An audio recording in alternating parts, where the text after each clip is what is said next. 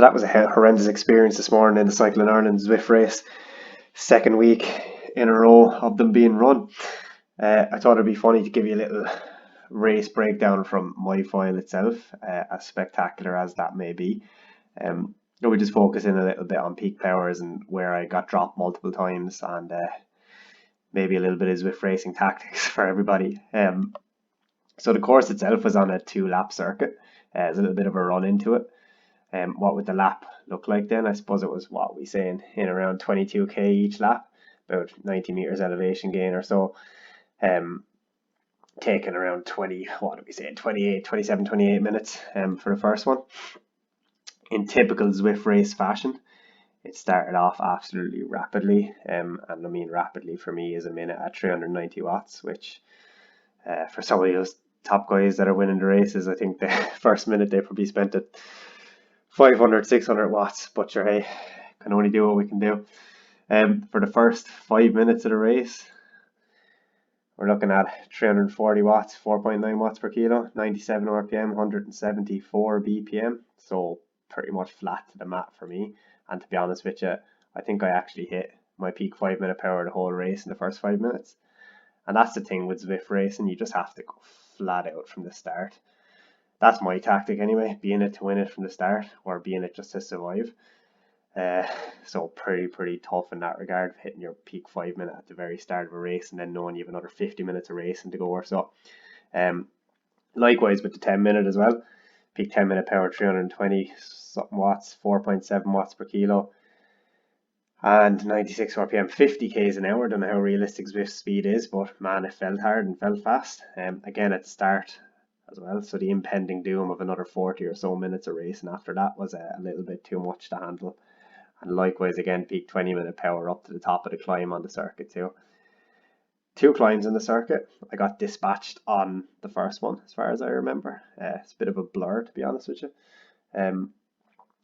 2 minutes 30 seconds at 300 or so watts.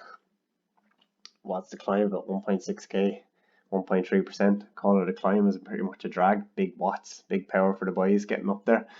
Me getting dropped, but yeah, what we can do. I got back onto a little group on the descent here, as you can see, so we'll just zoom in on this a little bit. So dispatched over the climbing around here, little sprint, got back on, 12 seconds, 400 watts, gets back into the group. Hit the next climb again, went south fairly quickly, kind of tried to get into my own rhythm going over this, so we say 3-4 minutes at 304 watts. So my threshold is in around the 290, 294 or something. So I tried to climb just a little bit over that and keep it steady rhythm, but again, got dispatched over the top. But I managed to find the group, which was quite nice. Steady on with the group then for the whole middle section. Recovered slightly, I suppose. Up to the first climb again. So what we saying for that middle section is it was a good deal easier. 270 watts, got into a bit of a rhythm, and I suppose in around lads that were at or around my ability level, which was nice. I fluctuated in around that. At this stage it's nearly just like a time trial, steady on as she goes. You can see the heart rate actually starting to come down a little bit too, 167 as opposed to the 175 or whatever it was for the first 20 minutes of the race, just allowing that little bit extra recovery. I think I actually rolled my group for breaching into the top 200 on this climb here. It's probably in around this part, this section here. So we climbed steady on, first part of it, 300 watts for 5 minutes, and I just rolled in here. This was where the magic attack happened. 30 seconds at 310 watts. Yeah, nice one.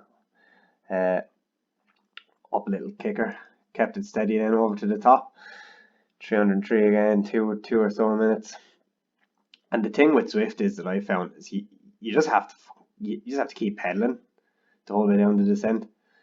285 watts to actually keep the speed up and not get caught, and then you just have to keep on the gas again after that for the next climb and keep it around. I think the key is kind of going a little bit above threshold on the climbs and a little bit below on the descents to stay away, kind of like an over-under session really. And then we went full on into the finish, caught a group of 1 or 2 lads, and we got in whole, I don't know, 10-12 second gap. It was an epic battle in for 190th place or whatever it was. A little bit of a sprint, if you can call it that, towards the end of the race to try to stay away. 30 seconds at 430 watts felt like absolute death, so I was pretty spent by then. Um, and then I don't know where I finished on the Zwift Power League, maybe top 100, something like that, in the A category. Although lads, I swear there's lads in the A category that are just absolute nut jobs. Like if they're doing that power in the real world, I'd like to see it and give them their pro contract because it's absolutely crazy. Uh, it's a tough one though. It's real good fun to be honest with you. I'm really enjoying the Zwift racing. Once a week is enough for me. It takes me about 7 days to recover from it then as well. But keep it to the flat circuits, I think, going forward.